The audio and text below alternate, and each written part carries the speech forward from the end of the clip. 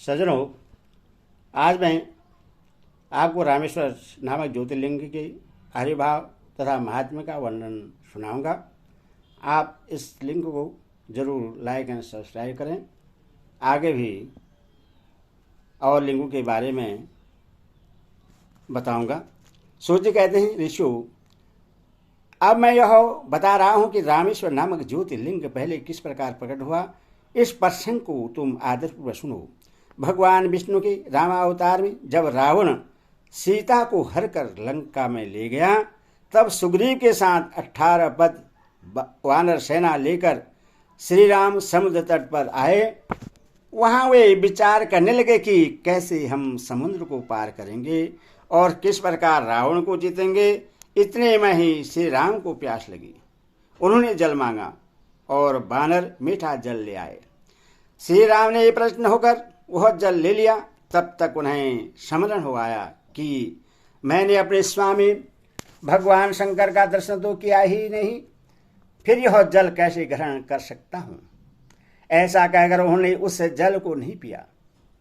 जल रख देने के पश्चात रघुनंदन ने पार्थिव पूजन किया। आह्वान आदि 16 उपचारों को प्रस्तुत करके विधिपूर्वक बड़े प्रेम से शंकर जी की अर्चना की। प्रणाम तथा दिव्य स्रोत्र द्वारा यत्न पूर्वक शंकर जी को संतुष्ट करके श्री राम ने भक्ति भाव से उनसे प्रार्थना की। श्री राम बोले, उत्तम व्रत का पालन करने वाले मेरे स्वामी देव महेश्वर, आपको मेरी सहायता करनी चाहिए। आपके सहयोग के बिना मेरे कार्य की सिद्धि अत्यंत कठिन है। रावण भी आपका ही भक्त है, वह सबके लिए सर्वदा दुर्जय है, परंतु आपके देव हे वरदान से वह सदा दर्प में भरा रहता है। वह त्रिभुवन विजयी महावीर है। इधर मैं भी आपका दास हूँ, सर्वस्त्र आपके अधीन रहने वाला हूँ। सदाशिव यह विचार कर आपको मेरे प्रति पक्षपात करना चाहिए। सूर्य कहते हैं, इस प्रकार प्रार्थना और बारंबार नमस्कार करके उन्होंने उच्च स्वर से जय शंकर जय शिव इत्यादि का उद्घोष करते हुए शिव का स्तवन किया। फिर उनके मंत्र के जप और ध्यान में तत्पर हो गए। तत्पश्चात पुनः पूजन करके वे स्वामी के आगे नाचने लगे। उस समय उनका हृदय प्रेम से द्रवित हो रहा था। फिर उन्होंने शिव के संतोष के लिए गाल बजाकर अव्यक्त शब्द किया।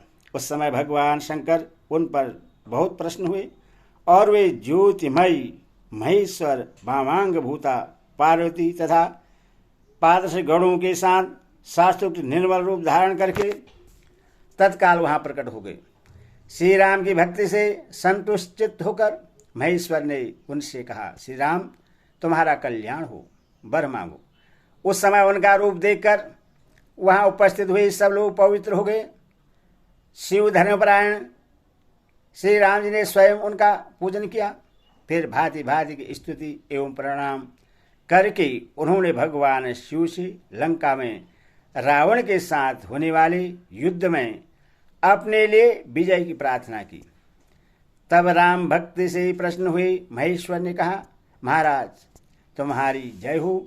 भगवान शिव के दिए हुए विजय सूचक वर एवं युद्ध की आज्ञा को पाकर श्री राम ने नतमस्तक हो हाथ जोड़कर उनसे पुनः प्रार्थना की।